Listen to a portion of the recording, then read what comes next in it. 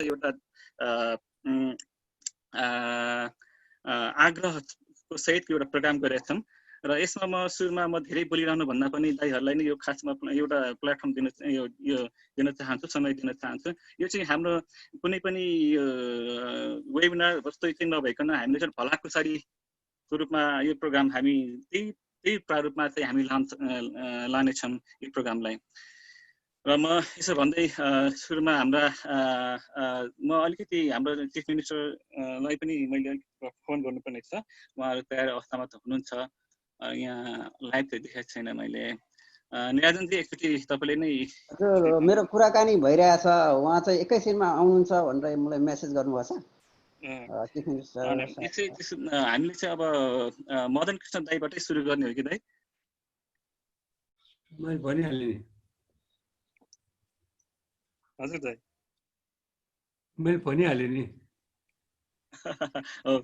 फेरि अहिले चाहिँ लाइभ पनि गर्दैछौँ हामी होइन, दुई तिनवटा प्लेटफर्ममा लाइभ भइरहेछ अहिले। लाइभ भर्खर भएको लाइभ त्यही कुरा दोहोऱ्याउँदै थिएँ। लाइभ भयो? हजुर दाइ। लाइभ हेर्नुहुने सबैलाई नमस्कार छ। एकछिन पहिला हरिले बोल्नु। हुन्छ हरि दाइ, हजुरले नै सुरु गरिदिनु पर्यो। दाइले अघि नै हुन त सुरु उहाँले गरिसक्नु भएको छ। नमस्कार सबै साइकल प्रेमी, संसारभरिका साइकल प्रेमी, नेपालका मात्र होइन संसारभरिका साइकल प्रेमीहरूलाई नमस्कार छ। साइकल मान्छेको चाहिँ यान्त्रिक साधनमा, यान्त्रिक यातायातको साधनमा सबैभन्दा जेठो साधन जस्तो लाग्छ मलाई। त्योभन्दा पनि जेठो यातायातको साधन चाहिँ मान्छेको हात्ती, घोडा, त्यसपछि ऊँट, अनि त्यसपछि चाहिँ भैँसी।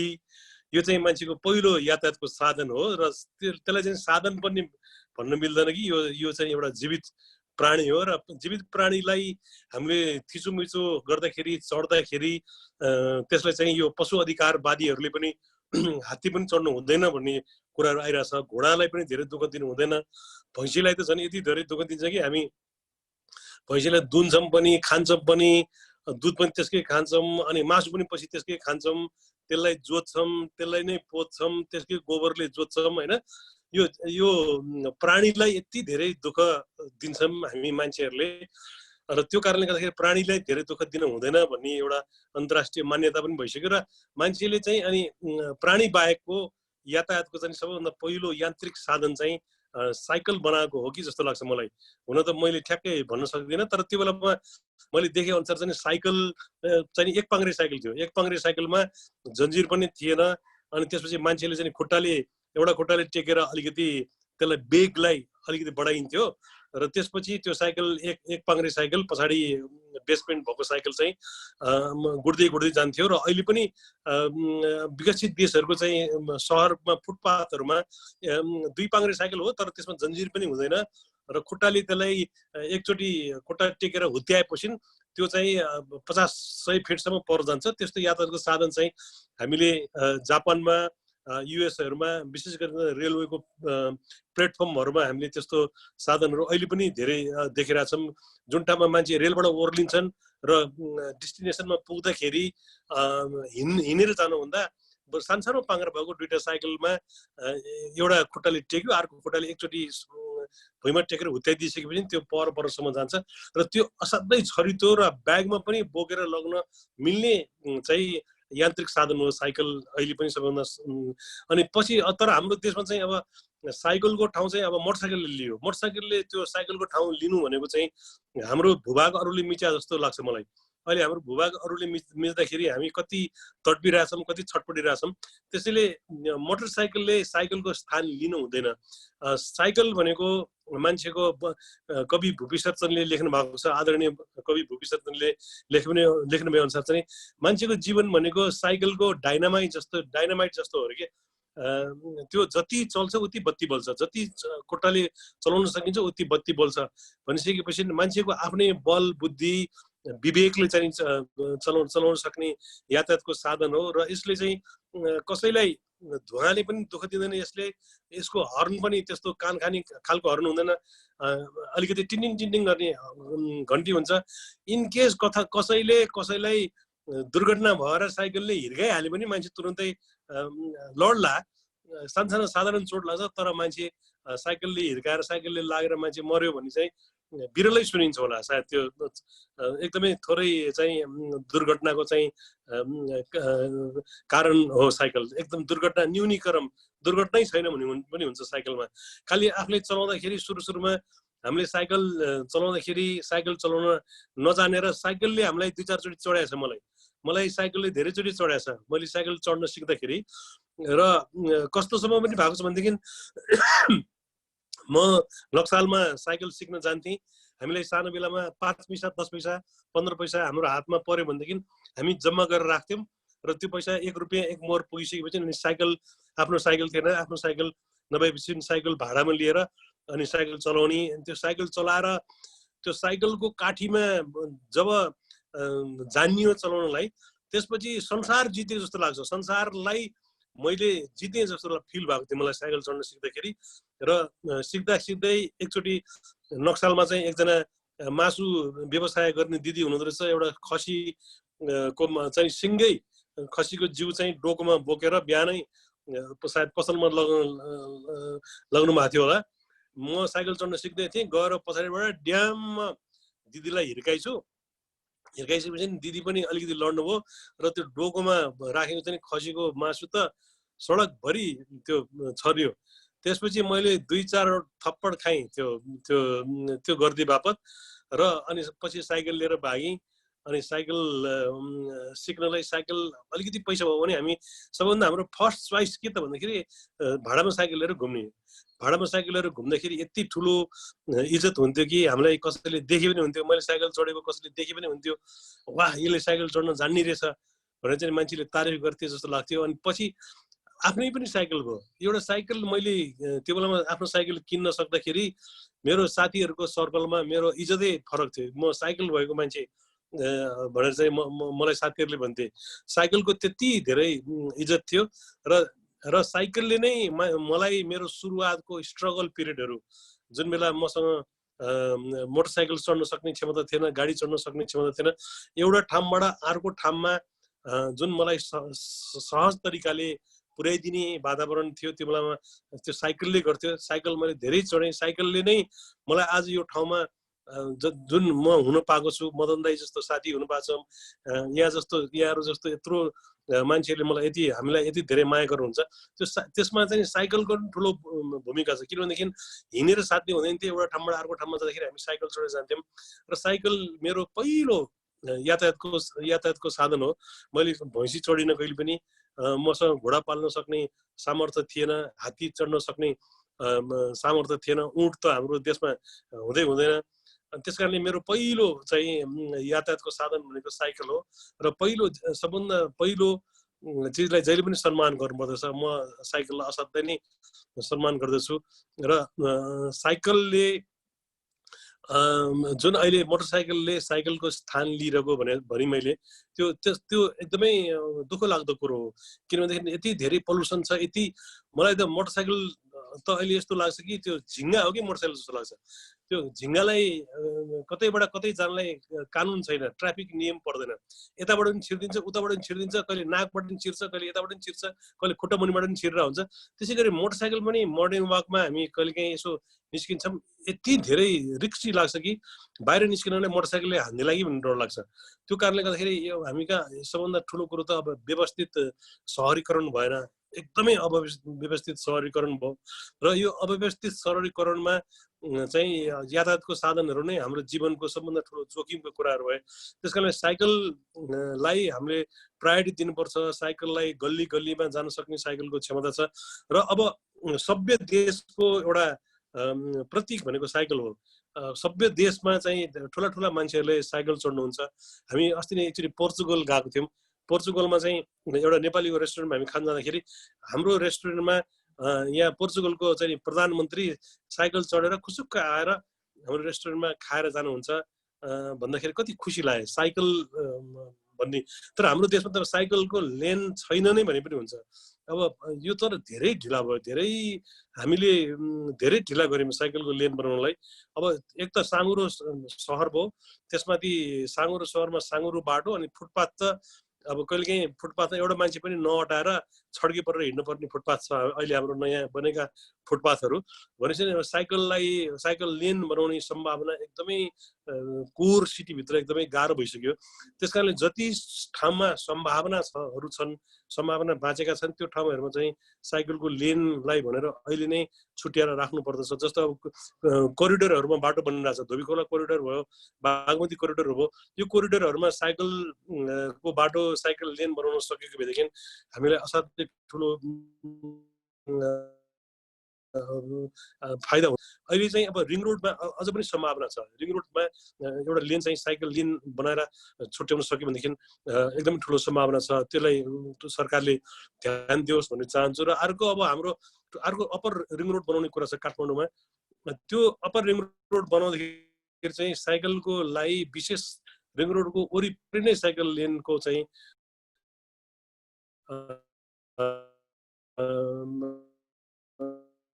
स्थान सुनिन लाग्छ। अब सुनिन्छ स्मार्ट सिटीहरूमा अहिलेदेखि नै डिपिआर तयार भयो भन्ने सुनिन्छ।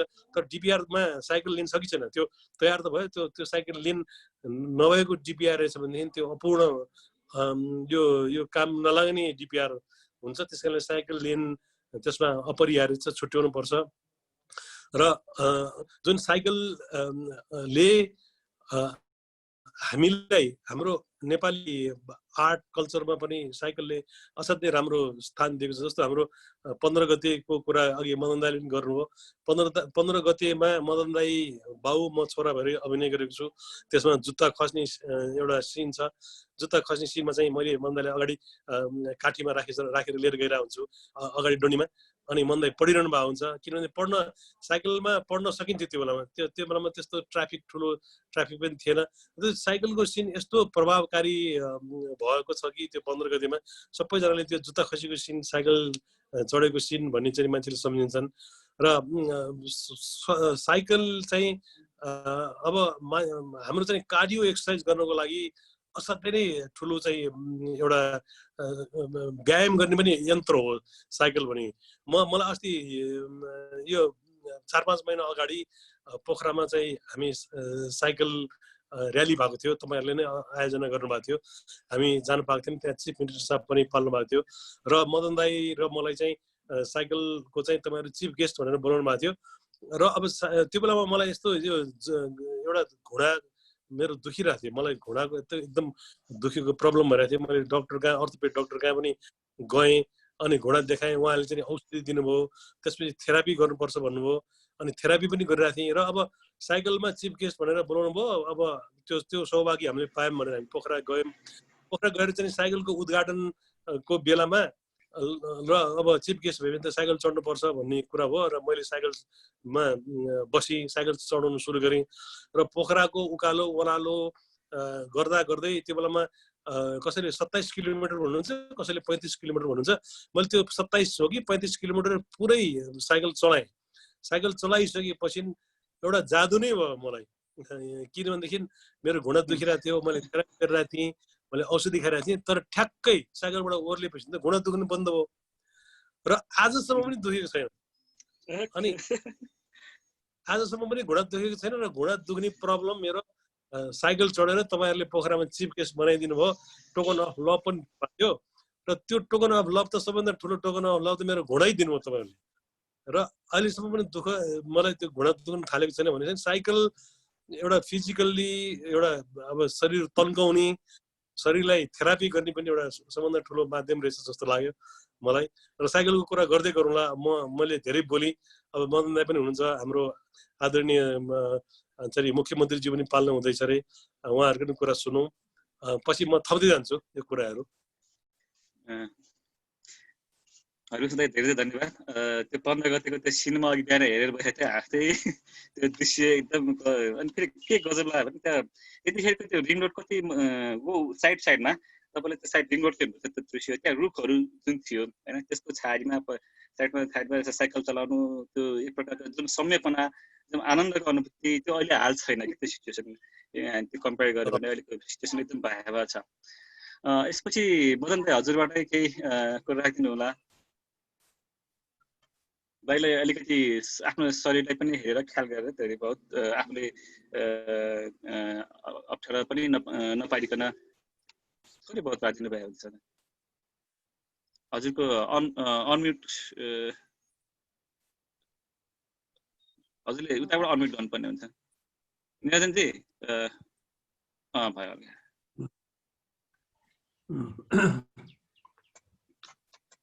त्यही हो साइकल चाहिँ के भन्नु अब मैले अघि भनिहालेँ साइकल भनेको एकदम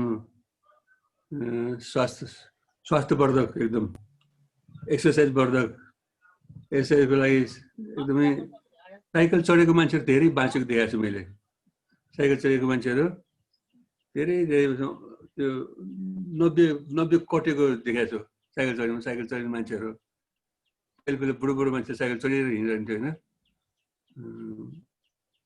साइकल पहिला म पनि चढ्थेँ। पहिला बच्चा बेलामा आफूलाई के आफूलाई म यो गर्न जान्छु भनेर नम्बर आफूले नम्बर दिन्थेँ कि एकदम मलाई साइकल चढ्न आउँछ भनेर सबभन्दा पहिला नै म साइकल चढ्न जानेको छु भनेर गर्व गर्थेँ। म सानो बेलामा म साइकल चढ्न जान्दछु, म स्विमिङ गर्न जान्दछु, म हार्मोनियम बजाउन जान्दछु, गीत गाउन जान्दछु, तबला बजाउन आउँछ मलाई अलि भए पनि, मादल अलि भए पनि बजाउन आउँछ, चेस खेल्न आउँछ, के थुप्रो यस्तो यो गर्न आउँछ त्यो गर्न आउँछ। सबभन्दा पहिला साइकल चढ्न बडा गर्व लाग्थ्यो क्या।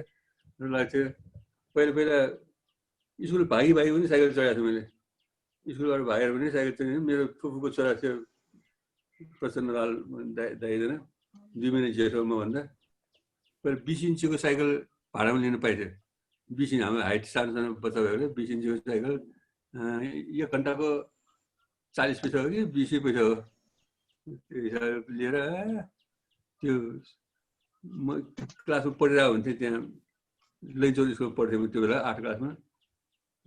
घन्टी टेन घन्टीदेखि त्यो साइकल 2टा साइकल लिएर आएको हुन्छ। आफूलाई पढाइ छोडेर साइकलमा भाग्नु मन लाग्थ्यो।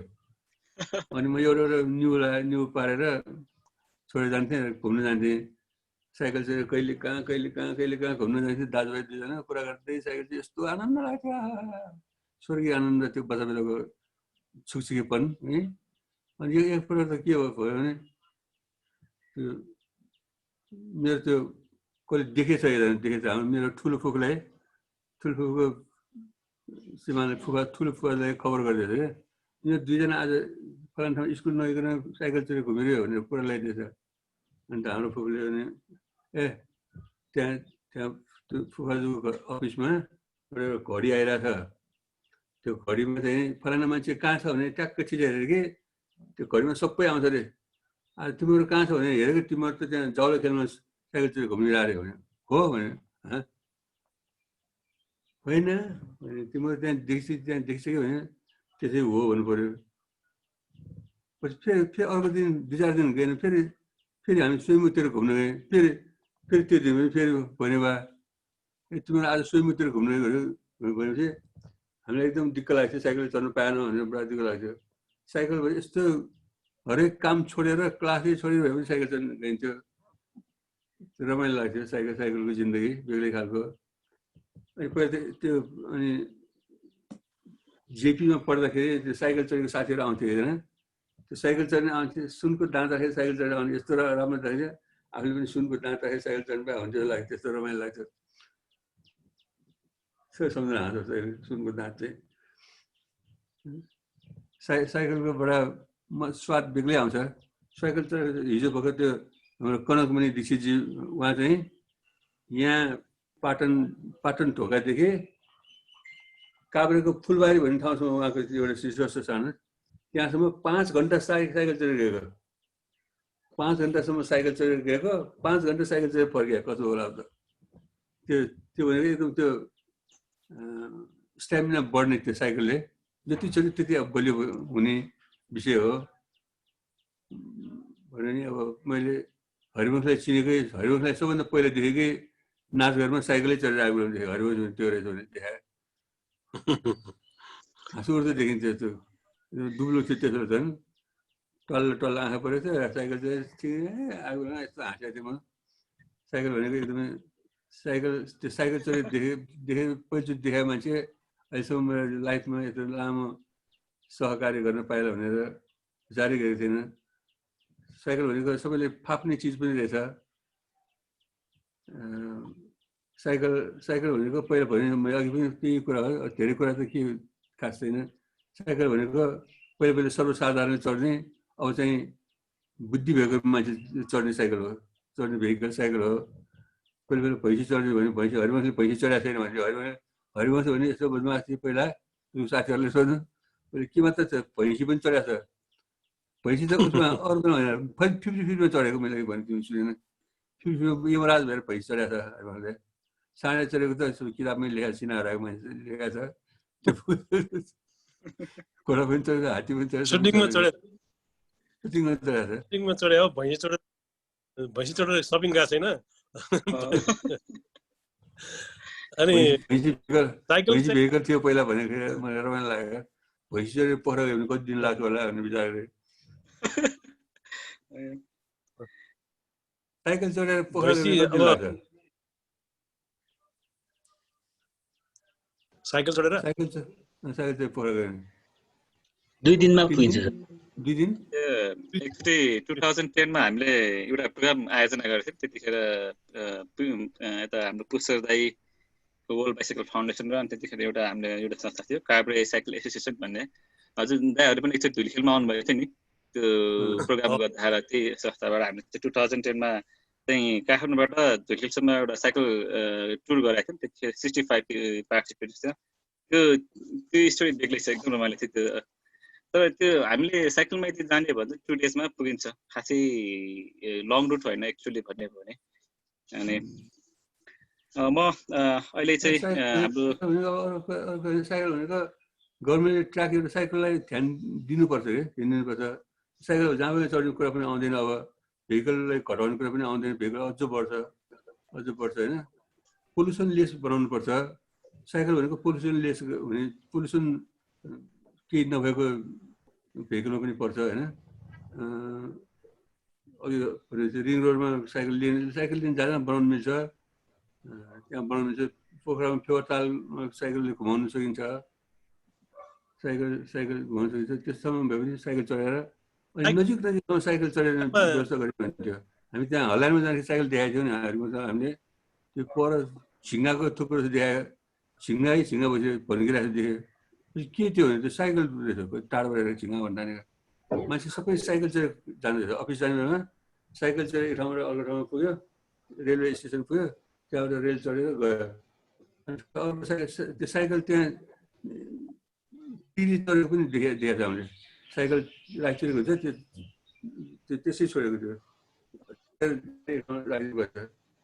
छोडेर जान पाउँछ एउटा स्टेसनबाट अर्को स्टेसनमा साइकल छोड्नु पाइन्छ कसैले लाँदैन घरमा लाँदैन त्यस्तो पनि बन्दोबस्त गरेको छ साइकललाई हाम्रो चाहिँ त्यति अब ध्यानै दिएको छैन पहिला आवश्यक परिमाणमा ध्यान दिएको थियो साइकल चाहिँ अहिले चाहिँ दाइ यो जस्तै अहिले यो रिङ रोडको जुन चाहिँ कलङ्कीसम्म कोटेश्वर कलङ्कीमा जुन किसिमको समस्याहरू आएर जुन चाहिँ डिजाइनिङ र अहिले त्यो समस्या आइसकेपछिको अवस्थामा अब त्यहाँबाट आएको धेरै चाहिँ विरोध पनि आइसकेको र दुर्घटना धेरै भइसकेको अवस्थामा चाहिँ यता कलङ्की यो के भन्छ कलङ्कीदेखि लिएर यता उतासम्म त घाट लगभग त्यहाँसम्मको बाटोमा चाहिँ अहिले साइकल लेन राख्ने कुरा चाहिँ राख्छौँ भन्ने कुरा सडक विभागको अस्ति पनि डिजीसँग हामीले एउटा वेबिनार गरेको थियौँ त्यसरी नै गर्दाखेरि उहाँले कुरा चाहिँ राख्नु भएको छ जहाँसम्म लाग्छ त्यसमा साइकल लेन राखिन्छ होला तर एक्चुअली नदेखिन्जेलसम्म हामीले पनि भन्न गाह्रो छ किनभने कोटेश्वरदेखि कलङ्कीसम्मको त्यो रोडमा पनि तपाईँको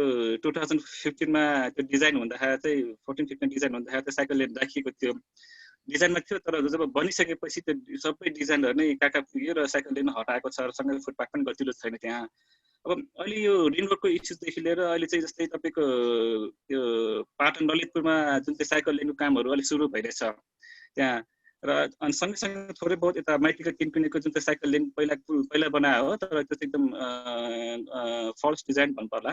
त्यो भएको त्यसलाई रिडिजाइन सहित अब बनाउने भन्ने कुरा चाहिँ अब आउँदैछ। हामीले पनि त्यो नेपाल साइकल सोसाइटीबाट त्यसको चाहिँ रिडिजाइनको चाहिँ हामीले स्टडी गरेर रिपोर्टहरू पेश गरेकै कति महिना भइसक्यो। अब त्यो कार्यान्वयनको प्रोसेसमा होला। उहाँहरूको अझै अब यो नेपाल सरकार यो गाह्रो छ के गर्नु।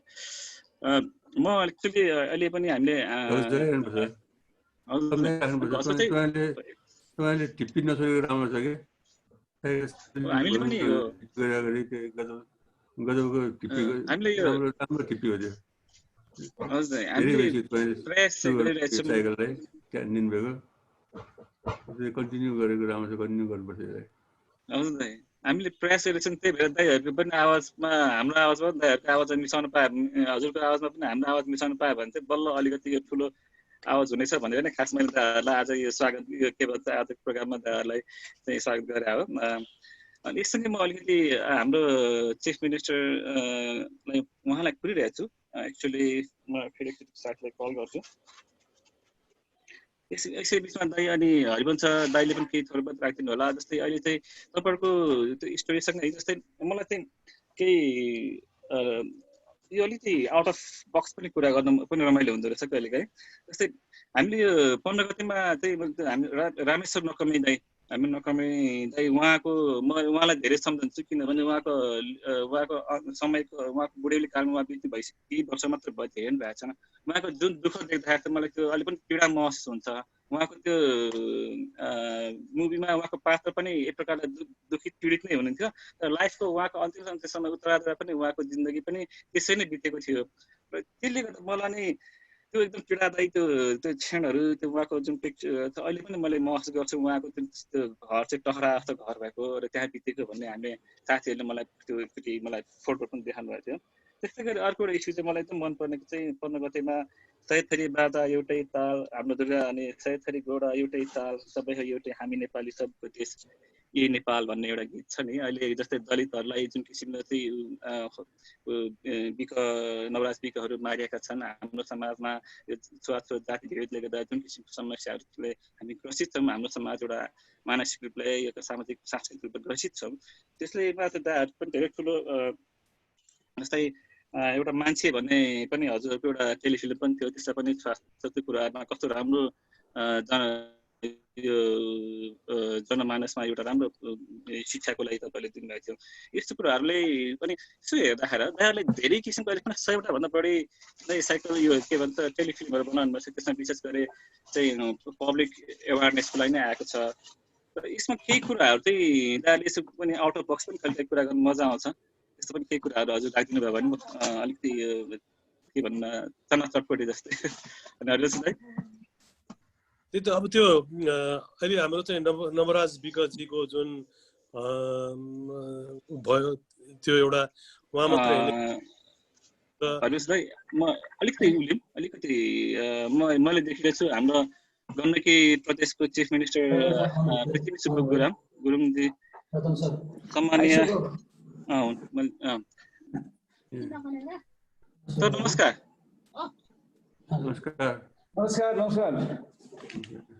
हजुरलाई भेटेर हाम्रो यो फर्स्ट स्पेसल गेस्टको रूपमा पाउनु धेरै ठुलो हाम्रो अभाग्य पनि हो। सँगसँगै हाम्रो चाहिँ यो मुद्दाहरूप्रति चाहिँ अलिकति नेपाल गभर्मेन्टबाट पनि केही चासोहरू आओस् र तपाईँहरू जस्तो नेतृत्वबाट त्यो हुनुहुन्छ उहाँबाट विशेष चासो र केही कार्यक्रम पनि आओस् भनेर जुन हाम्रो पिछेमा रोतरजी हजुर सर यो प्रोग्रामको बारेमा अलिकति बताइदिनुहोस् न। मैले अलिकति मेसेज पाएको छैन। म यहाँ हाम्रो चाहिँ मदन कृष्णजी र हरिवंशको प्रोग्राम हो भनेर मात्रै आएको। प्रोग्रामको बारेमा अलिकति बताइदिनु होला। हुन्छ सर। उहाँको धेरै रेस्पेक्ट गर्ने मान्छे हो, त्यस कारणले उहाँको प्रोग्राममा त्यसरी आउनुपर्छ भनेर आएको है। हजुर सर। मैले विक्रमजीलाई पनि भनेको थिएँ यो कुराहरू प्रोग्रामहरूको जस्तै आजको खास प्रोग्राम चाहिँ हामीले नेपाल साइकल सोसाइटीबाट आयोजना गरे हो। यस प्रोग्राममा चाहिँ यो हामी साइकल साथी भन्ने एउटा सिरिज तयार गरेमा त्यसमा चाहिँ पहिलो सिरिजको रूपमा आयो हो। र हामीले विषयवस्तु रूपमा चाहिँ के भन्दाखेरि चाहिँ अहिलेको जुन चाहिँ साइकलको सँगै अहिलेको माहौलमा जब कोरोनाले हामी महामारीमा जब प्री लकडाउन र पोस्ट लकडाउन पछिको कुन सिचुएसनहरू सिनारीहरू आउन सक्छ हाम्रो शहरी वातावरणमा, किनभने अहिलेको लकडाउनमा टाइममा जुन किसिमको एयर पोल्युसन फ्री भएर हामी बसिरहेछौँ र पोस्ट लकडाउन पछि त तपाईँको त्यो जुन लकडाउन खुल्ने लगत्तै एक प्रकारले वाट्सएप गर्ने भेहिकल्सहरू जुन, किनभने दुईवटा कुराहरूको त्यहाँ मेजर भूमिका हुन्छ र सोसियल डिस्टेन्स पब्लिक भेहिकलमा मान्छेहरूले सोसियल डिस्टेन्स फलो गर्न गाह्रो हुने, यो वैवाहिक पनि नहुने र वैवाहिक र प्रभावकारी गर्न एकदम गाह्रो हुने भएको धेरै जस्तो प्राय चाहिँ आफ्नै प्राइभेट भेहिकलमा जाने हुँदाखेरि त्यो थपिने प्राइभेट भेहिकल्सहरूको कजबाट हुने यहाँ ट्राफिक जाम अनि म्याक्सिमम एयर पोल्युसन र म्याक्सिमम यो रोड एक्सिडेन्ट हुने चान्सहरू छ। त्यस कारण चाहिँ अहिले चाहिँ वर्ल्ड वाइड के छ भने यो सबै अर्बन सहरहरू अर्बन पर्सपेक्टिभमा अर्बन सहरहरूले चाहिँ साइकलमा बढीभन्दा बढी चाहिँ लगानी गरेको छ, किनभने कोरोनालाई केही दबाई छैन, 2 वर्ष टिक्न सक्छ, अब सिजनल पनि हुन्छ भन्ने आएको छ होइन। त्यस कारण चाहिँ अब मान्छेलाई कसरी तयार गर्ने भन्दाखेरि एउटा इम्युनिटी, एउटा सोसियल डिस्टेन्स पनि कभर हुने होइन, अनि अर्को चाहिँ तपाईँको एयर पोल्युसन बाट पनि जोगिने भनेर चाहिँ अलिक संसारभरि नै। जस्तै तपाईँ कुरा गर्नु पर्दाखेरि पेरिसमा 650 किलोमिटरको साइकल लेनको लागि काम भइरहेछ, त्यहाँ 200 मिलियन बराबरको त्यो बजेट खर्च छुट्टै निकालेको छ। तपाईँ साइकल रिपेयर गर्नुहुन्छ $50 चाहिँ तपाईँलाई चाहिँ €50 चाहिँ तपाईँको पेरिसमा सरकारले तिर्छ, ट्रेनिङलाई छुट्टै तिर्छ। र लन्डनमा पनि तपाईँको 2.5 बिलियन बराबरको चाहिँ लगानी भएको छ, त्यहाँ मेसिभ रूपमा रातारात काम भइरहेछ। अलमोस्ट एभ्री विकसित देशहरूले यसलाई चाहिँ एउटा कोरोनाबाट सिकेको पाठको रूपमा चाहिँ साइकल र सस्टेनेबल ट्राभल र अनि वाकिङमा चाहिँ धेरै खर्च चाहिँ यसलाई चाहिँ अप्नाएको छ। त्यस्तै गरेर हाम्रो पनि सहरहरूमा त्यही परिवेश त्यहाँभन्दा पनि हामी अझै भन्नुपर्दा झन् दुरूह अवस्था छ र त्यसलाई कसरी कमी गर्ने, हामीले चाहिँ यसरी नै अब गाडी मात्रै बढायो भने कि हाम्रो सहर टिक्न सकिन्छ, हामी बाँच्न सक्छौँ होइन, त्यो सम्भव छैन। त्यस कारण कसरी चाहिँ यो कुराहरूलाई चाहिँ अपनाउन गएर नेपाल सरकारले लिने र तपाईँ जस्तो नेतृत्वहरूले चाहिँ यसरी कसरी पोलिसीमा र कार्यक्रमहरू कसरी ल्याउने भन्ने कुरा नै खास विषयवस्तु हो सर।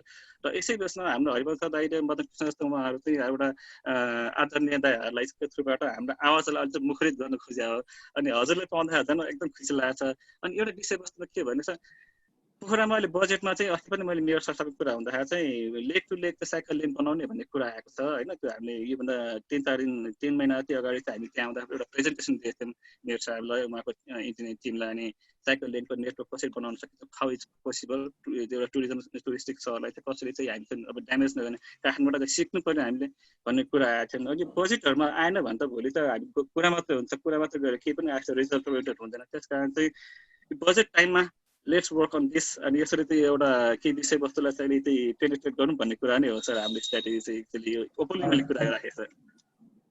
धन्यवाद धन्यवाद, जानकारीको लागि धन्यवाद सर। मैले चाहिँ हजुर मुख्यमन्त्री नमस्कार। नमस्कार। अब साइकलको कुरा आयो अनि हजुरको त नामै पृथ्वी हो।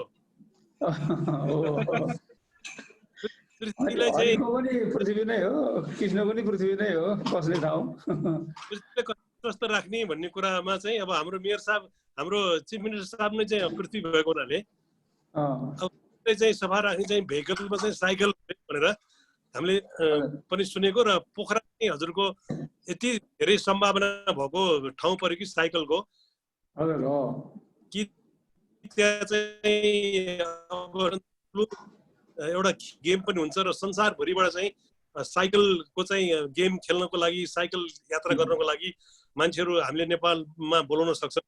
र अब पोखरा चाहिँ हजुरले चाहिँ चिफ मिनिस्टर साहबले चाहिँ एउटा साइकलको लागि चाहिँ ठुलो बजार नै एउटा डेभलप गर्न सकिन्छ अन्तर्राष्ट्रिय क्षेत्रको लागि भनेर चाहिँ अब उहाँहरूको तर्फबाट र हाम्रो तर्फबाट पनि म अनुरोध गर्न चाहन्छु यहाँलाई। हजुरको नाम नै पृथ्वी भएको हुनाले पृथ्वीमा साइकल धेरै होस् मोटरसाइकल भन्दा जस्तो लाग्छ मलाई। हरि भगवान र कृष्ण भगवानको पनि कृपा हुनुपर्छ यसमा। हरि भगवान र कृष्ण भगवानको पनि होइन, मदन पनि के अरे भगवानै हो, हरि पनि भगवानै हो, भगवानले पनि कृपा गर्नुपर्छ यसमा। र यो रत्नजीले भन्नुभएको कुरामा चाहिँ मलाई 2-3 कुरामा चाहिँ के प्रभावित भयो भने, पहिलो कुरा चाहिँ त अहिले चाहिँ यो कोरोनाले जुन खालको चाहिँ समस्या पारेछ, अब बिस्तारै लकडाउन सधैँ राखिरहनु पनि गाह्रो, बिस्तारै खोल्दाखेरि पनि त एकैचोटि वात्तै गर्दाखेरि चाहिँ बिग्रेला फेरि मेसो होइन। त्यस कारणले उहाँले जुन सोसल डिस्टेन्सिङ सामाजिक दूरी कायम गर्नको लागि पनि पब्लिक भेहिकलहरूमा भन्दा चाहिँ तपाईँको एक्लै साइकलमा चाहिँ सवार भयो भने चाहिँ धेरै चाहिँ सजिलो हुन्छ भन्ने कुरा एकदमै राम्रो कुरा एउटा कुरा। दोस्रो कुरा चाहिँ सहर बजारलाई चाहिँ एकदम प्रदूषण युक्त बनाउनु भन्दा साइकल चलाउन थाल्यो भने प्रदूषण हावामा चाहिँ तपाईँको प्रदूषण कम होला, धुवा धुलो कम होला भन्ने कुरा अर्को चाहिँ महत्त्वपूर्ण चाहिँ पोइन्ट होइन। त्यो हिसाबले चाहिँ मलाई के लागेको छ भने अब हामी चाहिँ यो नीति निर्माण गर्ने ठाउँमा पनि भएको हुनाले हाम्रो यो भौतिक पूर्वाधार विकास मन्त्रालयको इन्जिनियरहरूले चाहिँ सडकको डिजाइन गर्दाखेरि कमसेकम अब चाहिँ अहिलेसम्म चाहिँ छैन त्यस्तो हाम्रो नेपालमा होइन। अब सडकको डिजाइन गर्दाखेरि कमसेकम सबै ठाउँमा चाहिँ के अरे यो साइकल लेनको पनि प्रबन्ध गरेर चाहिँ सडकको डिजाइनिङ गर्ने क्या। त्यसो गर्दाखेरि चाहिँ साइकल चलाउनेहरूलाई पनि अलिकति प्रोत्साहन मिल्छ, एक्सिडेन्टको सम्भावना कम हुन्छ। साइकल चलाउनु चाहिँ छोडेको कारण के भने कि सबै साइकल पनि मोटरसाइकल पनि त्यो अब तपाईँको कार जिप या ट्रक चाहिँ सबै एकै ठाउँमा गुड्दाखेरि कुनै चाहिँ ट्राफिक चाहिँ यति धेरै अव्यवस्थित छ कि साइकलवालाहरू सबभन्दा चाहिँ त्यो भल्नेबल एक्सिडेन्टको चाहिँ होइन। त्यस कारणले साइकल चलाउन छोड्या हो। त्यस कारणले साइकलको छुट्टै लाइन भयो भने त्यस कारण यो स्ट्रक्चरली चाहिँ यो कुरामा चाहिँ म चाहिँ तपाईँको मेरो जे कर्मचारीहरू हुनुहुन्छ, मन्त्रीज्यू हुनुहुन्छ, उहाँलाई चाहिँ त्यो कार्यको यो संरचना बनाउँदाखेरि डिजाइन गर्दाखेरि यसरी गर्नु छ। अब चाहिँ हाम्रो डिजाइनिङ सबै त्यस्तो हुनु पर्यो भन्छु मैले। हामी पोखराको धेरै सडकलाई चाहिँ वाइडनिङ गर्दैछौँ होइन। त्यो कुरामा त्यो कुराको ध्यान दियो भने त्यसले धेरै कुराको प्रोत्साहन मिल्छ भन्ने लाग्छ मलाई। र त्यसबाहेक चाहिँ अब अतिरिक्त के चाहिँ तपाईँको प्रवर्धनात्मक कामहरू गर्ने त भन्ने कुरा साह्रो ठाउँमा होला बजेटमा होइन। यो कुरा कति गर्न सकिन्छ अहिले त हामी मारमै छौँ। लकडाउनले चाहिँ हामीलाई पनि लक गरिदिएको छ। बजेट चाहिँ एकदम साह्रै घटाइदिएर एकदमै समस्यामा छौँ कि मन लागेको राम्रो राम्रो प्रोजेक्टहरू चाहिँ अगाडि बढाउने कुरा पनि हाम्रो हात बाँधिएकै छ। तर पनि हामी पोलिसीको हिसाबले यो स्ट्रक्चर संरचना बनाउने हिसाबले त्यसमा चाहिँ अभियान सञ्चालन गर्ने हिसाबले अब यो प्रवर्धनात्मक कामहरू गर्ने हिसाबले म के न के गर्छु। मदन कृष्णले के भन्न खोज्नु भएको थियो? मदनजी के भन्दै हुनुहुन्थ्यो नि तपाईँले? हाम्रो रत्नरामजीहरू पहिला धेरै वर्षदेखि यसमा एकदम कसिएर लागिरहनु भएको छ कि ढिप्पी कसिएरै लागिरहनु भएको छ। त्यसो हामीले पनि साथ दिएको छौँ। हजुर, धेरै ठाउँमा साइकल र्यालीहरू गर्नुभयो। साइकल भनेको एकदम राम्रो चिज पनि हो। साइकल भनेको पहिला सर्वसाधारण जसले पनि चढ्ने भने अहिले त्यो बुद्धि भएको हेल्थ कन्सियस साइकलको फाइदा चिनेको मान्छेले चढ्ने। साइकल चढ्ने मान्छेको इज्जत बेग्लै छ अहिले। त्यो साइकल चढ्यो भनेर पहिला साइकल चढ्थ्यो पैसा हुन्थ्यो। अहिले त्यो साइकल भएको मान्छे साइकल चढेर हिँड्छ। पैसावाला त नपैसावाला पनि त्यो बेन्च कार हुन्छ छोडेर साइकल चढेर हिँडिरहेको छ सकेसम्म बिदामा छुट्टीमा ठाउँमा गइरहेको हुन्छन्। त्यो भएको कारण त्यो स्वास्थ्यको कारणले चढेको आफ्नो हेल्थको कारणले होइन। हेल्थ यति इम्पोर्टेन्ट मैले अघि भने हरिवंश र म कम्बाइनले गरेको 40 वर्ष भयो काम गरेको। हरिवंशलाई सबभन्दा नजिकको साथी भनेको हरिवंशलाई मदन कृष्ण पनि होइन, हरिवंशको आफ्नै शरीर सबभन्दा नजिकको साथी जित्नेको साथी होइन।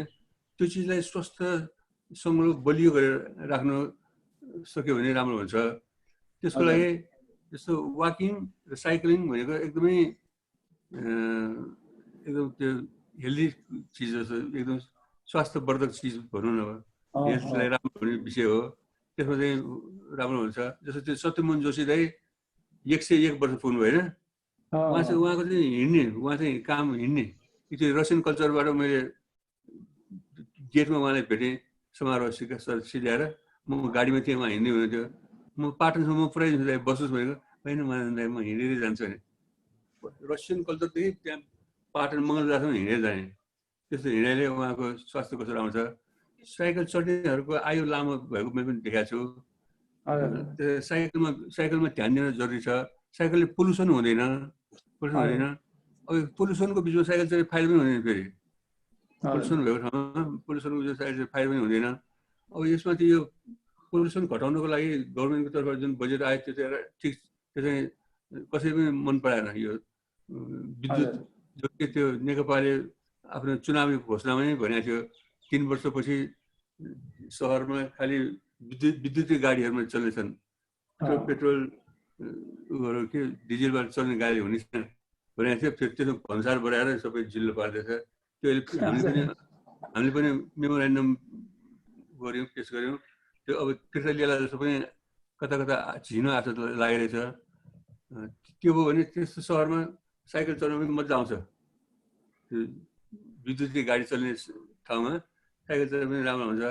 त्यसमा पनि त्यसलाई भिडभाड भएको ठाउँमा साइकल चलाउन रिस्की हुन्छ। त्यसलाई छुट्टै एउटा साइकलको लेन भइदियो भने मजाले साइकल चढ्छ मान्छेहरू। साइकल भनेको सस्तो पनि छ, भेहिकलमा सस्तोमा पनि पर्छ, धेरै महँगो चढ्नु पनि पर्दैन। नजिक ठाउँमा सकेसम्म साइकलमै जानु राम्रो हुन्छ। साइकललाई एउटा विशेष स्थान राख्नु राम्रो हुन्छ। एउटा अलिकति पोलिसीमा हजुरहरू हुनुभएकोले गर्दाखेरि सांकेतिक रूपमा के कुराहरू चाहिँ अझै राख्दा अझै पस्ट्याउन सजिलो हुन्छ जस्तो लाग्यो मलाई। जस्तै कस्तो छ भने कुनै पनि सहरको नर्मली जति प्राइभेट भेहिकल्सहरू चलिरहेको हुन्छ त्यसको त्यो प्राइभेट भेहिकल्सको तपाईँको चाहिँ एभरेज डिस्टेन्स जोड्ने कति किलोमिटरको जोड्ने चाहिँ उसले चाहिँ युज हुँदो रहेछ, त्यो इन्जिनले कति मात्रामा हुन्छ भने तपाईँको तथ्य हेर्ने हो भने पनि जस्तै काठमाडौँमा पनि तपाईँको अहिले 10 लाखभन्दा बढी मोटरसाइकल छ होइन, 2-3 लाख गाडीहरू छ र यी सबै प्राइभेट, त्यसमा म्याक्सिमम 90% प्राइभेट भेहिकल्स छ। द प्राइभेट भेहिकल्सको चाहिँ तपाईँको एभरेज डिस्टेन्स भनेको 78% private vehicles average distance 4-5-6 kilometre नै हो होइन। यो नेपालको मात्र कन्टेक्स्टमा होइन, तपाईँ इभन पेरिसमा अथवा लन्डनतिर जहाँ पनि जाने, लन्डनमा पनि तपाईँको 68% चाहिँ तपाईँको त्यो प्राइभेट भेहिकल्स कारहरूको कति यसको लागि हुँदैन 4-5 किलोमिटरको लागि होइन।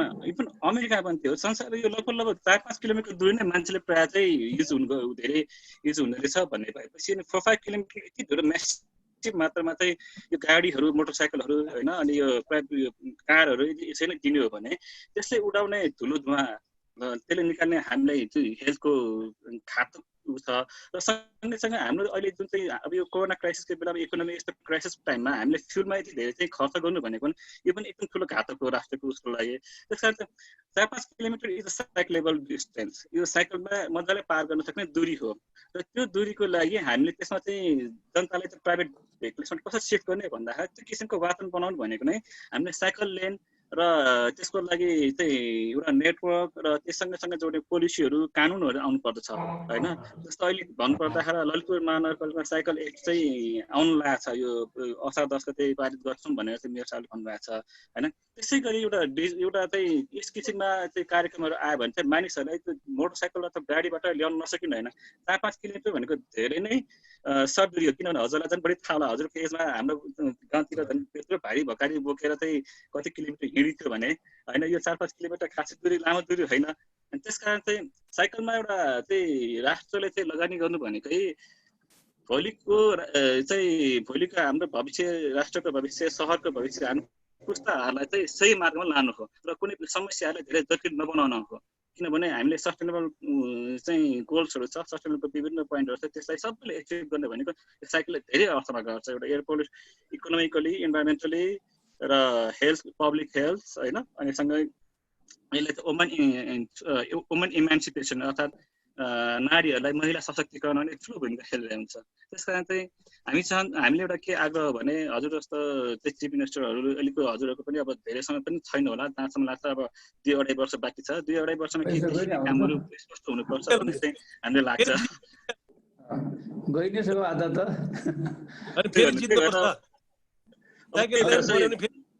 हो, फेरि जित्नुपर्छ, त्यसको लागि साइकल लेन बन्नु पर्यो। हाम्रो हरिवंश दाइले भनिहाल्नु भयो होइन। हाम्रो हरिवंशजीको कुरा सुनौ न अलिकति। हजुर भाइ प्लिज बोलौँ न। हजुर मुख्यमन्त्रीज्यू, हजुरलाई चाहिँ साइकल लेन बनाउनु भयो भनेदेखि पोखरामा फेरि सक्ने सम्भावना धेरै छ। धेरै मान्छेले आशीर्वाद पनि दिन्छन् र म चाहिँ हजुरलाई धन्यवाद पनि ज्ञापन गर्न चाहन्छु। अस्ति 5-6 महिना अगाडि हाम्रो पोखरामा एउटा साइकल र्याली भएको थियो, हजुर पनि पाल्नु भएको थियो। त्यो बेलामा हामीले पनि बोलाउनु भएको थियो मदन दाइ र मलाई चिफ गेस्ट भनेर। अनि मैले त्यहाँ पोखरामा 35 किलोमिटर साइकल चलाएँ। त्यो बेलामा 35 किलोमिटर साइकल चलाएँ। भन्दा अगाडि म पोखरा आउनुभन्दा अगाडि मेरो घुँडा दुखेर घुँडा खिएर म डक्टर कहाँ गएको थिएँ र डक्टर कहाँ गएर चाहिँ थेरापी पनि गर्दै थिएँ, औषधि पनि खाँदै थिएँ। र अब त्यहाँ चिफ गेस्ट भनेर साइकल चढ्नु परिगयो। अनि साइकल चढ्दा चढ्दा जोस चलेर 35 किलोमिटर साइकल चलाइछु, माथि डाँडा यो। अनि पछि साइकलबाट ओर्लिँदाखेरि घुँडा दुखेको निको भयो। त्यसैले पोखराले दिएको चाहिँ सबभन्दा ठुलो चाहिँ त्यो मायाको चिनो पनि दिनुभएको थियो। त मायाको चिनो भन्दा पनि त्यो घोडै दिनुभयो जस्तो लाग्यो मलाई। अहिले मेरो ठिक भयो हजुर। त्यस कारणले पोखरालाई हजुरलाई एकदम ठिक भयो। त्यो पोखरा गएर आएपछि त साइकल चलाएपछि त ठिक हो, अलिअलि दौडिनु पनि सक्छु, पटक्कै दुख्न थाले चाहिँ दुख्या छैन। त्यसैले चाहिँ यो साइकलले चाहिँ हस्पिटल काम गर्यो, हस्पिटल जस्तो। अनि त्यही मैले अघि पनि भने हजुरलाई कि अब पोखरा त एकदमै अब हाम्रो संसारमै एउटा ठुलो हामीलाई चाहिँ पृथ्वीले दिएको एउटा नेचर गिफ्ट हो। त्यो ठाउँमा चाहिँ साइकल असाध्यै सुहाउँछ, ढुङ्गा सुहाउँछ, साइकल सुहाउँछ। त्यस कारणले पोखराको पर्यावरणलाई चाहिँ हजुरले एकदम ध्यान दिनु। फेबताल पुरिँदै छ अरे, हजुर आउनुभन्दा अगाडि पुरिन थाले हो, हजुरलाई दोष छैन त्यो। तर पुरेको चिज यसो भने तपाईँ मात्रै हो क्या, सबैले होइन, मलाई हामी पनि साथी छौँ। हजुर आउनुभन्दा पहिलेदेखि नै पुरेको हो। आदि पोखराको फेबताल त आदि पुरेर सकिन लागिसक्यो अरे। हजुरले चाहिँ पुरेको ठाउँ पत्ता लगाएर यो ठाउँमा पुर्या छ भने चाहिँ त्यसलाई चाहिँ फेरि पानी भरिदिनु पर्यो र त्यो वरिपरि पोखराको चाहिँ फेबतालको वरिपरि, रूपतालको वरिपरि चाहिँ हजुरको साइकल लेन भयो भनेदेखि अनि त्यसपछि पोखराको शोभा झन् राम्रो हुन्थ्यो। र पछिसम्म सबैले सम्झिरहन्छन् कि यति राम्रो काम कसले गरेको त भन्दाखेरि पृथ्वी नै नाम भएको मुख्यमन्त्रीजीले गर्नुभएको भनेर। पृथ्वी भएसम्म यहाँहरूले सम्झ मान्छेले। पछि हेर्दा हजुरको टाउको जस्तो होस् मान्छेलाई, राम्रो पृथ्वी रहेछ। अनि अहिले अहिले मैले यहाँ हाम्रो महावीर पुन दाइ पनि आउनु भएको छ, मैले ग्रुपमा देखिरहेको छु हजुरबालाई पनि म स्वागत गर्दछु। महावीर दाइ नमस्कार धेरै धेरै। महावीर पुन दाइ नमस्कार धेरै धेरै। नमस्कार। तपाईँले गरिरहनु भएको अहिले यो चाहिँ कोरोनामा उसमा धेरै तपाईँहरूको कन्ट्रिब्युसन देखेर त हामी धेरै नै स्याल्युट है तपाईँलाई। उहाँहरूले जुन किसिमले अहिले त्यहाँ काम भइरहेछ दाइ, त्यो देख्दाखेरि चाहिँ म स्याल्युटै हान्नुपर्छ भन्ने कुरा चाहिँ लाग्छ है मलाई। स्यालुट त आर्मीमा हान्यो भन्ने सुनिन्छ, हामीतिर त हामी चाहिँ सिभिल परियो है, सिभिललाई चाहिँ स्यालुट हान्दैन। म चाहिँ मेरो टाउको झुकाएर तपाईँलाई नमस्कार टक्राउँछु महादेव पुनजी। हजुर नमस्कार। ल नमस्कार। मेरो टाउको नमस्कार पनि गर्नु पर्छ। ल नाम पनि महावीर, साँच्चीकै महावीरै हुनुहुन्छ यहाँ नेपालको। अलिकति चाहिँ गल्ती भएको छ के, मेरो यो नाम राख्ने बेलामा बाबाले भनेको हो, मेरो बाबाले भनेको। हजुर वीरहरूको पनि वीर महावीर हो क्या? होइन, त्यही त कुरा भन्दैछु मैले। अलि गल्ती के गर्नुभयो भने मेरो बाजेले है, मेरो बाबाको भने अनुसार मेरो बाबाले के भन्नुभयो भने महावीर नाम कसले राखिदियो भनेर मान्छेहरूले सोध्थे मलाई। अनि मेरो बाबालाई सोद्धाखेरि बाबाले के भन्यो भने बाजेले राखिदिएको भने होइन। अनि बाजेले के गल्ती गर्यो भने महावीर भन्ने नाम चाहिँ अलिक गल्ती राख्यो, किनभने महाबुद्ध भनेर राख्नु पर्ने है। महाबुद्ध भन्ने नामको सट्टामा महावीर नाम राखिदिएर यहाँ चाहिँ अलिकति यो चाहिँ म चाहिँ यो अलिकति हास्य पात्र बनाएको छु यहाँ है, हास्यको पात्र। अब मैले चाहिँ अब के अरे मदन कृष्ण, अब हरिवंश तपाईँहरूले जस्तो चाहिँ हँसाउनु त सक्दैन, तर मलाई देखेर हाँस्ने मान्छेहरू पनि धेरै छन् है। मैले एक्टिङ गर्न त जानेको छैन होइन, एक्टिङ गर्न नजाने पनि हाँस्ने मान्छेहरू चाहिँ धेरै छन्। अनि अब नाम चाहिँ अलि मिलेको छैन।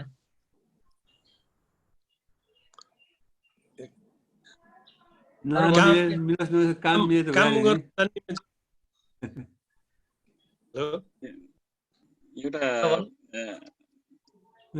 तपाईँलाई सम्झेको थिएँ महावीरजीलाई, यो गाडीहरू पनि सबै इलेक्ट्रिकबाट पुरानो पेट्रोल डिजेलको गाडीहरू पनि सबै इलेक्ट्रिक उसमा कन्भर्ट गरे हुन्छ। महावीरजीलाई थाहा हुन्छ होला भने पछि गुगलले त्यो सर्च गर्दा मिल्ने रहेछ त्यो कन्भर्ट गर्ने। एउटा त्यो पेट्रोलको पार्टहरू सबै झिकेर जेनेरेटर एउटा चाइनाले बनाइराखेको रहेछ, कति त्यो फिट गर्ने रहेछ भनेको उल्टो भन्सार बढाएर यहाँ अलमल भयो। होइन त्यो त हामीले सरकारले गरोस् नगरोस् हामी चाहिँ छोड्नेवाला छैन। हेर्नुहोस्, राष्ट्रिय आविष्कार केन्द्रमा चाहिँ यो पुरानो गाडीहरूलाई चाहिँ इन्जिन फालेर एउटा त्यो इलेक्ट्रिक गाडी बनाउने भनेर हामीले काम चाहिँ सुरु गरिसकेको छ। यो लकडाउन नभइदिएको भएदेखि त्यो गाडी अहिलेसम्म गुडिसकेको थियो। लकडाउनले गर्दाखेरि त्यसको चाहिँ एउटा दुईटा पार्टहरू चाहिँ ले गर्दाखेरि चाहिँ यहाँ हामी अड्किएर यो अहिले विदेशबाट ल्याउन सकिएन। अनि त्यो नसकेको हुनाले त्यो चाहिँ गाडी गुड्न सकेको छैन। तर त्यो चाहिँ छोड्नेवाला छैन। चाहे हाम्रो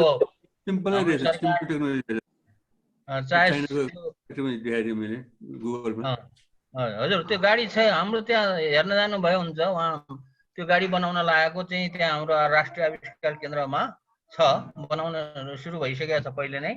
र आज बिहान पनि मैले फेसबुकमा लेखेका थिएँ। अब सरकारले ठिकै छ 130-150% चाहिँ यो विद्युतीय गाडीहरूलाई के अरे भन्सार त बढायो। अब चित्त त बुझेको छैन धेरैको। तर लो मानौ 150% भन्सार बढाए पनि यो पुरानो गाडीहरूलाई के अरे यो विद्युतीय गाडीमा चाहिँ बदल्ने कन्भर्सन गर्ने चाहिँ यो यसको चाहिँ परिस्थिति बनाइदियो भने जनताको चाहिँ अलिकति चित्त चाहिँ अलिकति बुझ्थ्यो होला हैन। जनता त रिसाएको छ नि अहिले त 150% बढाउँदाखेरि त जोसुकैलाई पनि रिस उठ्छ। यो 150 पनि कुन स्थितिमा बढायो भने अरू देशहरूले चाहिँ विद्युतीय गाडीको चाहिँ मूल्य के अरे घटाउने, विद्युतीय गाडी किन्नेहरूलाई चाहिँ सब्सिडी दिने, त्यो पनि मैले बिहानको चाहिँ फेसबुकमा लेखेको छु। जस्तो कि म तपाईहरुलाई भन्छु यो विद्युतीय गाडीको उसमा चाहिँ यो विद्युतीय गाडीहरुमा के गरिरहेको छ भने नेदरल्यान्डमा चाहिँ विद्युतीय गाडी किन्यो भने 4000 युरो चाहिँ यो अनुदान दिँदो रहेछ। अनि पुरानै विद्युतीय गाडी किन्यो भने पनि 2000 युरो अनुदान दिँदो रहेछ सरकारले। जर्मनीमा चाहिँ 40,000 युरो भन्दा कमको विद्युतीय गाडी किन्यो भने 6000 युरो चाहिँ अनुदान दिँदो रहेछ। हेर्नुस्, चाइनामा एउटा के अरे विद्युतीय गाडी उत्पादन गर्ने कम्पनीलाई प्रति गाडी चाहिँ 25,000 युआन अनुदान दिँदो रहेछ। बेलायतमा चाहिँ 50,000 पाउन्ड भन्दा कम मूल्यको विद्युतीय गाडी किन्नेहरूलाई 3000 चाहिँ अनुदान दिँदो रहेछ। अब यस्तो किसिमले अरू देशमा चाहिँ का सरकारहरू चाहिँ विद्युतीय गाडीतिर बल गर्ने, हाम्रो सरकार चाहिँ विद्युतीय गाडीतिर चाहिँ बल गर्नुको सट्टामा उल्टो दिशातिर हिँड्ने क्या, खोला चाहिँ उल्टो बगे जस्तो गर्ने, उल्टो बाटो हिँडेछ। अब यस्तो किसिमको स्थितिमा चाहिँ अब यो सरकारले मलाई के लागेको छ भने यो पुरानो गाडीहरूलाई इलेक्ट्रिक गाडीमा कन्भर्सन गर्न त यिनीहरूले पटक्कै यिनीहरूको दिमागले पटक्कै दिँदैन। ठिकै छ, पटक्कै नदिए पनि हामी पनि जनआन्दोलन गरेर भए पनि अब तेस्रो होइन चौथो जनआन्दोलन गर्नुपर्ने।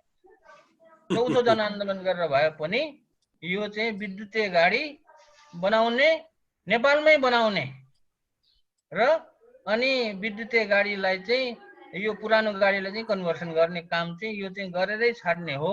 यो कुराले चाहिँ जनआन्दोलन चाहिँ ल्याउँछ, पक्कै पनि ल्याउँछ। हेर्नुहोस्, किनभने समय अनुसार समयको माग अनुसार चाहिँ कोही पनि चाहे त्यो सरकार होस् चाहे व्यक्ति होस् त्यो चाहिँ हिँडेन भनेदेखि त्यसलाई चाहिँ समयले उडाउँछ। हेर्नुहोस्, त्यस कारणले अब हेर्दै जाउँ न। अब तपाईहरुले साइकलको कुरा गर्नु भएको छ, यहाँ गाडीको कुरा भयो।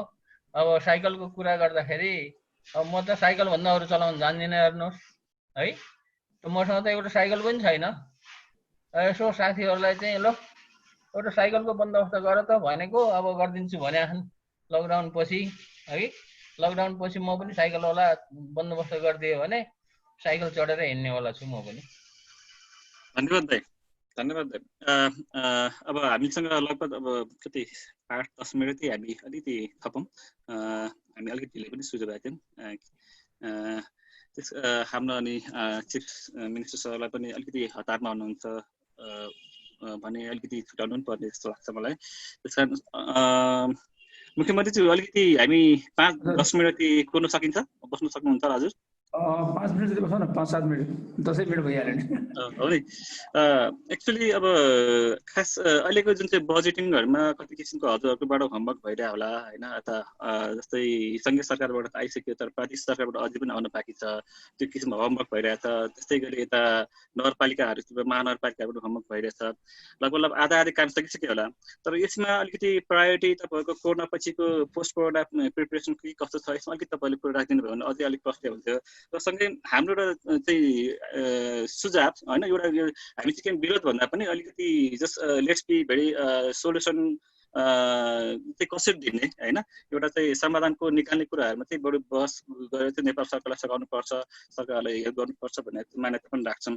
त्यो भएकोले गर्दाखेरि भोलि पोस्ट लकडाउनको पछिमा तपाईँको जुन किसिमले वाटै बढ्ने हुँदाखेरि चाहिँ त्यो भेहिकल्सहरू बढ्यो भने हेर्नुहोस् है, त्यतिखेर लगभग धेरै जस्तो मोटर गाडी कार बाइकहरूको धेरै एडभर्टाइजमेन्ट आउनेछ है मार्केट लिनको लागि। र त्यस अवस्थामा बढ्यो भने तपाईँको जुन किसिमको एयर पोल्युसन छ त्यो एयर पोल्युसनले चाहिँ सङ्क्रमितहरूलाई चाहिँ एउटा निमोनिया हुने चान्स एकदम हाई हुन्छ। यो एउटा चाहिँ अध्ययनबाट पनि आइसकेको कुरा हो। र एउटा तथ्यको हजुरलाई पनि के बुझाउँ भने विश्व ब्याङ्कले 2019मा गरेको अध्ययन रिपोर्ट अनुसार चाहिँ पार्टिकुलेट म्याटर्सको एक्सपोजरको आधारमा 2.5 जो चाहिँ सबैभन्दा हानिकारक हुन्छ, नदेखिने मुटुमै पनि जाने त रौको भन्दा पनि मसिनो हुन्छ कति गुणा होइन। त्यो एक्सपोजरको आधारमा सबैभन्दा प्रदूषित देश भनेको पहिलो लाइनमा नेपाल पर्दछ। 2019 भनेको धेरै लामो होइन, जस्ट 1 वर्ष अगाडि होइन। त्यस कारण चाहिँ त्योभन्दा पनि भयावह आउनेछ। त्योभन्दा एयर पोल्युसन भयावह हुने सँगसँगै त्यो कोरोना सङ्क्रमितहरूलाई, किनभने कोरोना सङ्क्रमित अब बढिरहेछ नि एक्सपोनेन्सियल रेटमा, त्यो सङ्क्रमितहरूलाई को जीवनसँग यो अहिलेको एयर पोल्युसनसँग डाइरेक्टली चाहिँ कनेक्टेड छ। It can very catastrophic effect हुनसक्छ। त्यस कारण चाहिँ पोस्ट लकडाउनमा एउटा कोरोना सङ्क्रमितहरूलाई जोगाउन हामी आफै पनि जोगिनु पर्यो, यो सोसियल डिस्टेन्सको लागि पनि हामी जोगिनु पर्यो।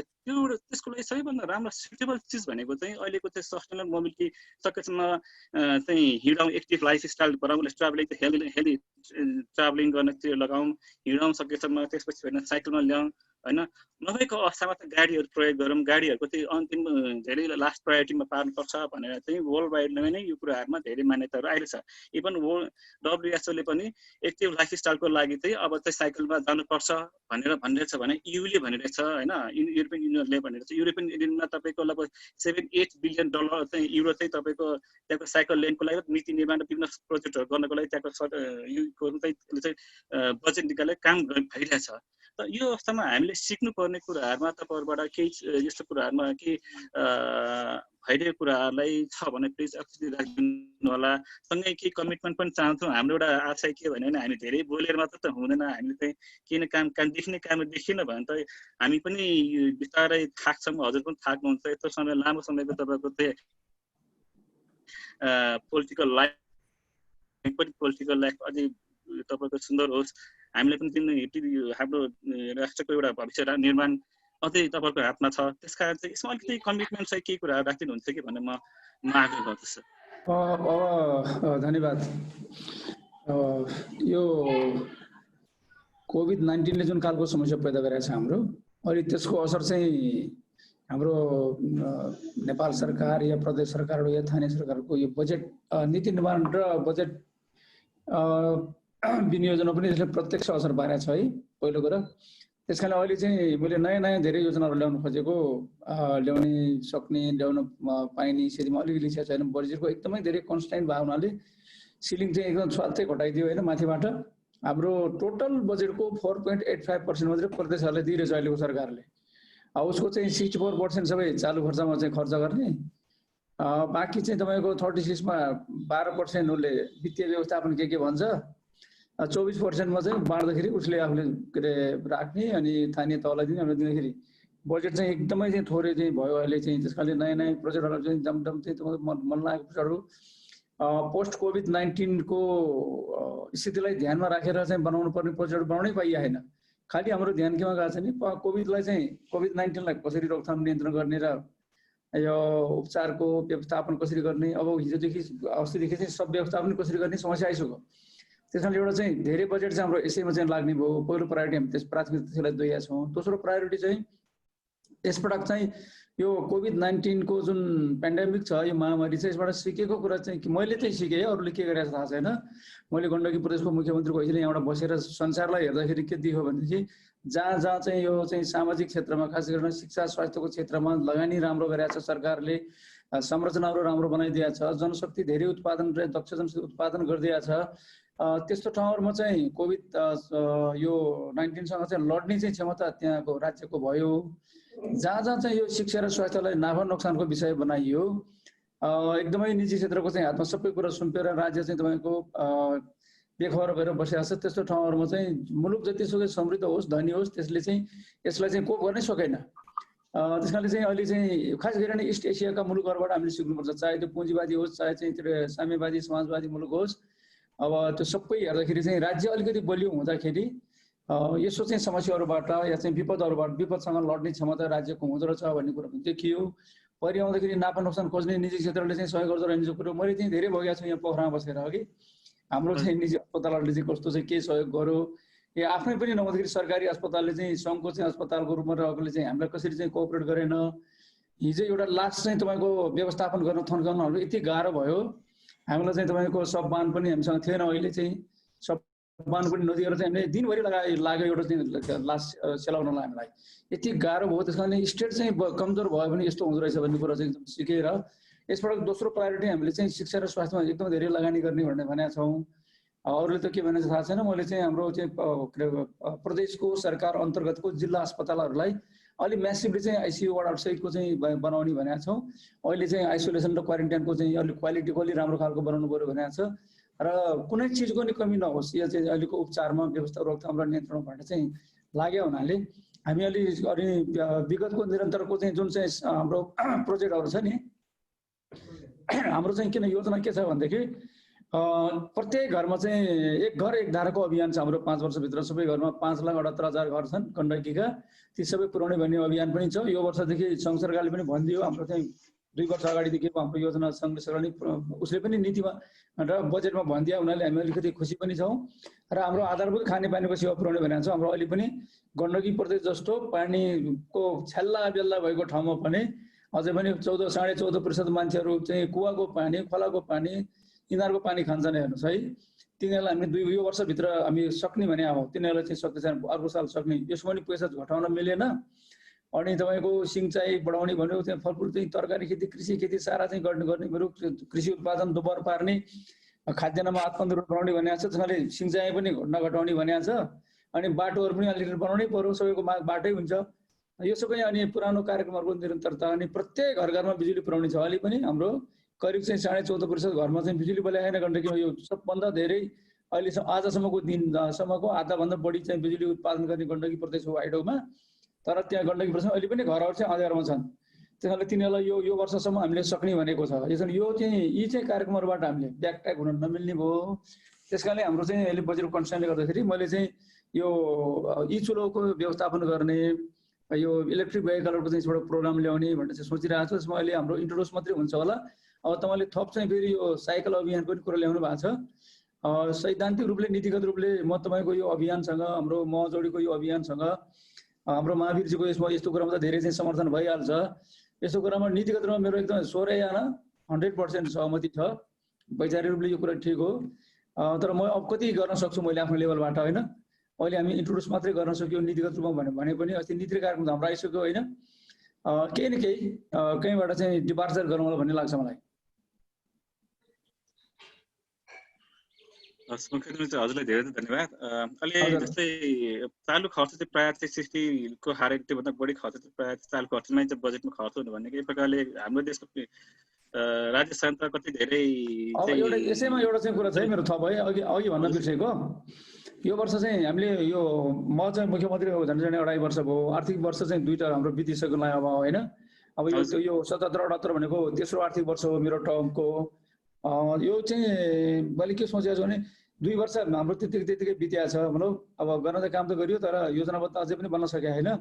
हामीले यो प्रादेशिक यातायात चाहिँ गुरु योजना यो वर्ष बनाइ छोड्ने भनेको छौँ कि अर्को सरकारले सजिलो होस् भनेर।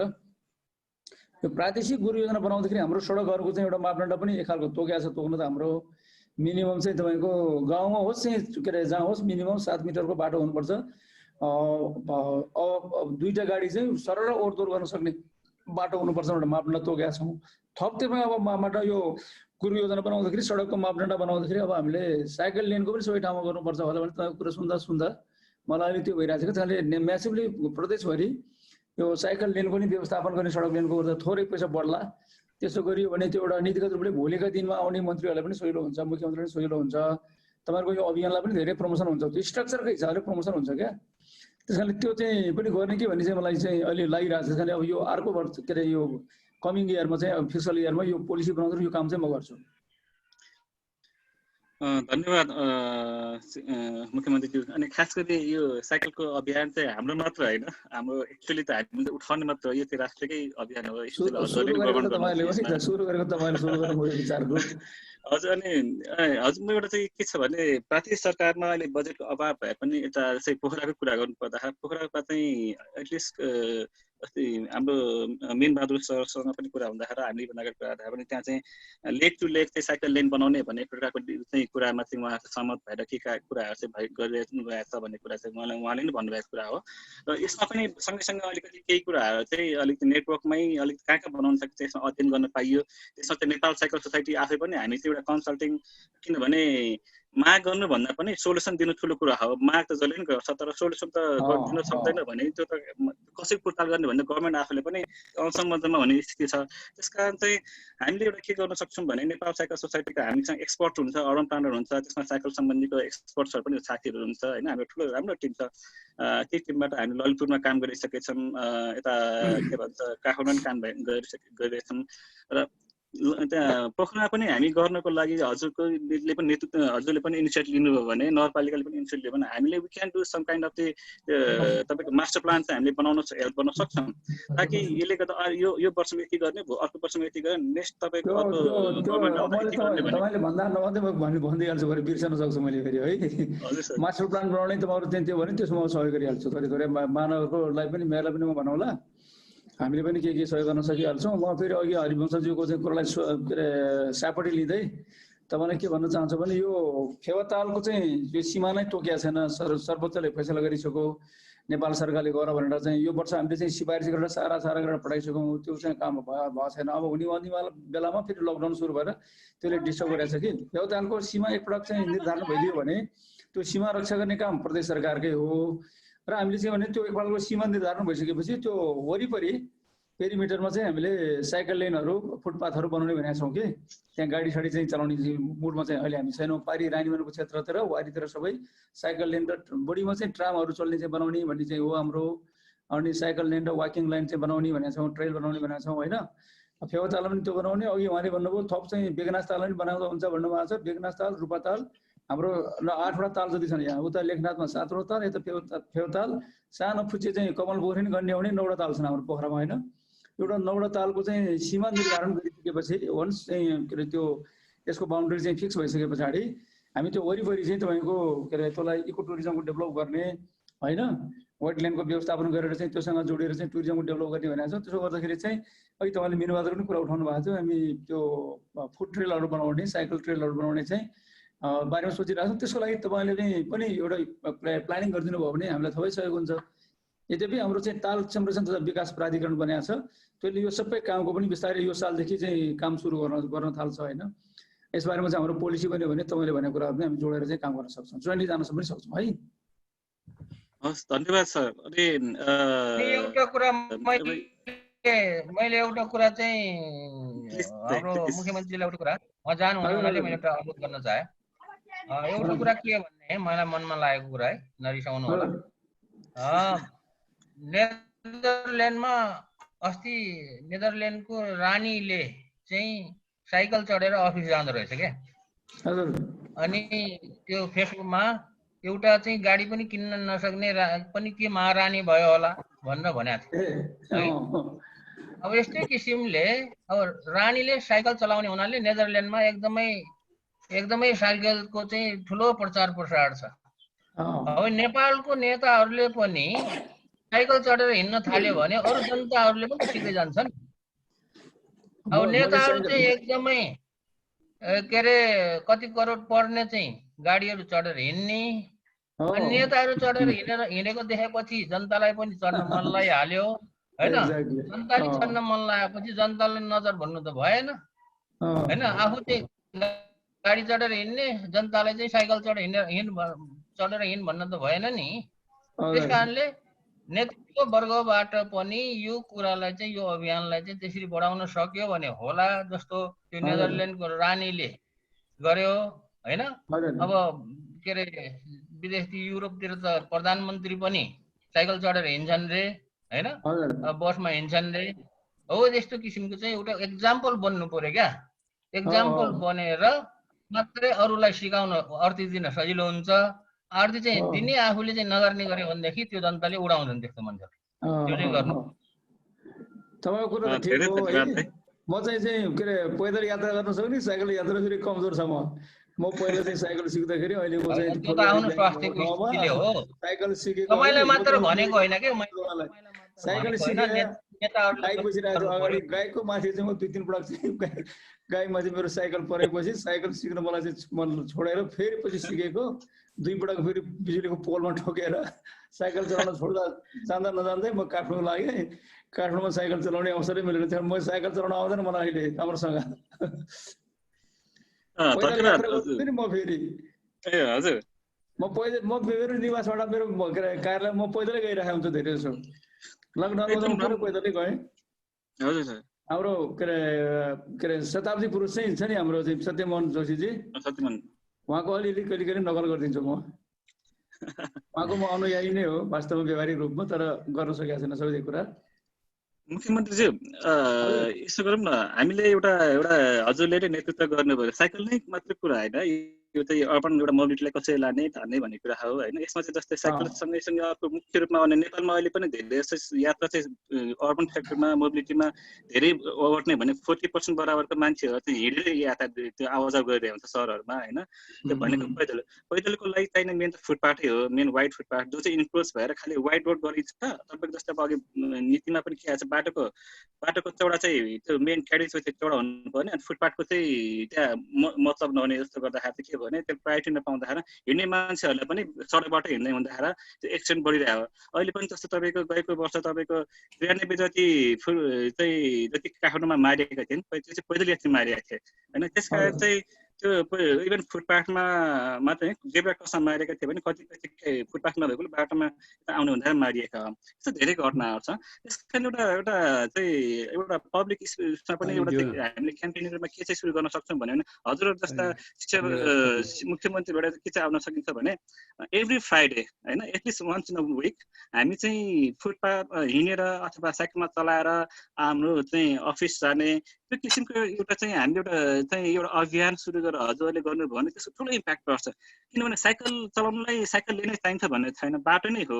तर जब त्यो अभियानले हजुरहरूसँग चाहिँ एउटा सरकारीको एउटा चलाउनु भने एउटा नेतृत्व गर्नेहरूले नै नेतृत्व गर्नुभयो भने चाहिँ त्यसको ठुलो इम्प्याक्ट पर्छ। किनभने संसारमा एक्कासी चेन्ज भएको होइन। इभन तपाईँको नेदरल्यान्डको कुरा गर्दाखेरि नेदरल्यान्ड पनि 1970 तिर यस्तै हालत थियो, नेपालकै हालत थियो होइन। 1970 मात्रै चेन्ज भयो र त्यहाँ पनि त्यहीँको मेयरहरूले त्यहीँको प्रधानमन्त्रीहरूले नै उहाँहरूले नै यो नेतृत्वपछि नागरिक प्रेसरबाट अभियानको थ्रुबाट उहाँले प्रेसर गएपछि नेतृत्व गर्नुभएपछि त्यो चेन्ज आएको, एकदम ड्रास्टिक चेन्ज ल्याएको। अनि हजुरहरूले यो कुराहरू पनि यसमा आफ्नो प्रोग्रामहरूमा, किनभने सबै कुरा चाहिँ लिखितमै आउनुपर्छ भन्ने छैन होइन।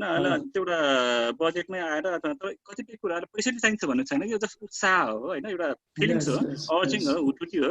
त्यो तपाईँमा त्यो राख्नुभयो भने केही छैन कि यहाँ। किनभने हेर्नुहोस् न, महावीर दाइले एउटा उहाँले सुरु गर्नेमा कति जनताहरूले चाहिँ उहाँलाई दिइरहनु भएको छ होइन। You have to start something. अनि अरू कुरा यदि मिल्छ भने नेक्स्ट टाइम चाहिँ बरु हामीले पोखराको बारेमा चाहिँ एउटा चाहिँ कसरी पोसिबल छ एउटा साइकलमा भने एउटा हामी एउटा प्रेजेन्टेसन दिन तयार छौँ। हाम्रो टिम साथीहरूले उहाँले टिम प्रेजेन्टेसन हजुरले लिएर अनि हाम्रो के भन्छ यता मेयरज्यूहरू पनि त्यसमा चाहिँ सहभागी हुनुभयो। तपाईँहरूले नि मुख्य गेस्ट रूपमा अथवा प्यानलमा दिनुभयो भने चाहिँ हामीले त्यो कमिङ स्याटरडे अथवा पछिको दिन छ एउटा चाहिँ प्रोग्राम गर्न हामी जुन चाहेका छौँ। हजुरको के छ परिस्थिति होइन, समय पाऊँ हामीलाई पनि यो गर्नु पायो भने यो एउटा वेबिनार जस्तै भन्नुभयो होला, यो भर्चुअल नै हो। त्यसमा हामीलाई चाहिँ साइकल लेन कसरी पोसिबल छ ल, पोखरालाई कसरी चेन साइकल लेनहरू चाहिँ राख्न सकिन्छ भने रोडको डिजाइनहरू नि हामीले एउटा प्रेजेन्टेसन गर्छौँ, स्लाइड प्रेजेन्टेसन। हुन्छ हुन्छ। त्यसमा हजुरहरूले त्यो टाइम समय निकालिदिनु हामीले दिनुभयो भने हामी त्यो एउटा कुनै दिन सकेसम्म शनिबार पार्यो भने अझै राम्रो हुनेछ हाम्रो साथीहरूलाई, किनभने उहाँहरूको आफ्नो जबहरू कामहरू गर्नुपर्ने भएकोले। यसो एकचोटि हजुर म विक्रमजीसँग पनि सल्लाह गरौँला हजुरको होइन, कहिले मिल्छ एकचोटि यसमा। हुन्छ हुन्छ, ओके हुन्छ। टाइम मेरो म धेरै बिजी पनि छु, तर टाइम मिलायो भने म आउँछु। हुन्छ सर।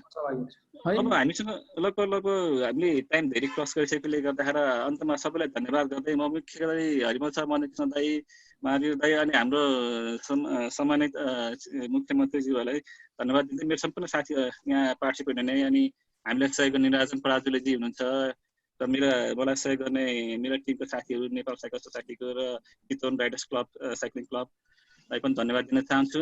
र अन्तमा थोरै केही कुरा राखिदिनु हुन अब अलिकति आदरणीय भएकोले पनि हुनुहुन्छ हाम्रो मदन कृष्ण दाई, हरिकृष्ण दाई, थोरै दिस एक मिनेट अब धेरै कुरा भनियो। मुख्यमन्त्रीज्यूलाई पनि हामीले हाम्रो चाहिँ कुराहरू बिन्ती गरिहाल्यौँ। अनि महावीर दाईसँग आज भेट भयो, महावीर पुन्जीसँग यति ठुलो मान्छेसँग भेट्ने अवसर पायौँ, मुख्यमन्त्रीसँग भेट्न पायौँ, तपाईँसँग कुरा भयो। हामीले फाल्टु कुरा गरेनौँ होला जस्तो लाग्छ। आज हामीले राम्रै देशको लागि नै कुरा गऱ्यौँ हो कि जस्तो लाग्छ।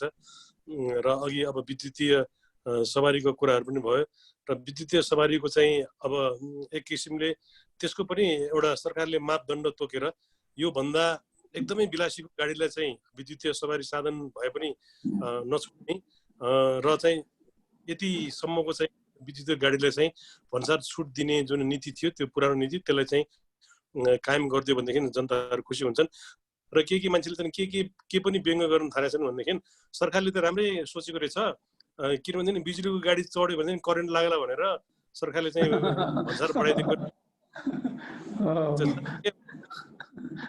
करेन्ट लगाएर जान्छन् भन्ने डर लागेर गरे भएदेखि त ठिकै होला, नत्र करेन्ट लागेर भन्दा डिजेल र पेट्रोल लागेर मान्छेहरू धेरै बितिरहेछन् फोक्सोमा। त्यो चाहिँ सरकारले अलिकति विचार गर्नु पर्यो।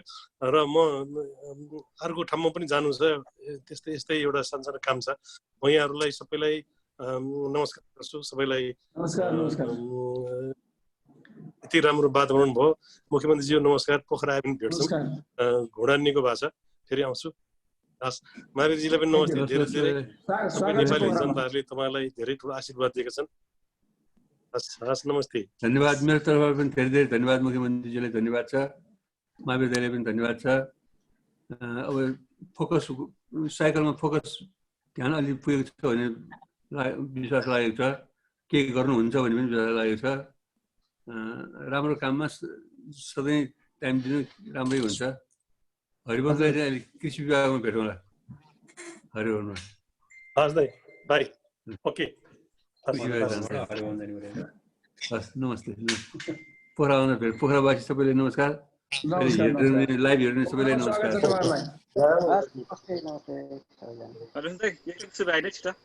हस् नमस्ते, धन्यवाद हजुरलाई, महावीर दाई धन्यवाद, निरञ्जन जी।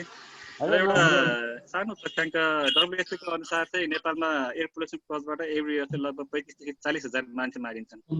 रोड एक्सिडेन्टको कुरा गर्दा 5,000 मानिस चाहिँ रोड एक्सिडेन्टमा मारिन्छन् भनेपछि त्यो सबै त्यसको लागि पनि एउटा साइकल चाहिँ एउटा वस्तुगत रूपमा धेरै नै युजफुल टुल्स हो। र अन्त्यमा हामी धेरै धन्यवाद।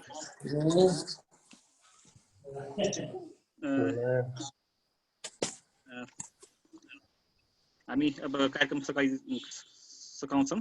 हस्, धन्यवाद। मदन कृष्ण दाई, एक छिटो अलिकति तपाईँसँग एक दिन मौका पाएर भेट्न आउनु छ।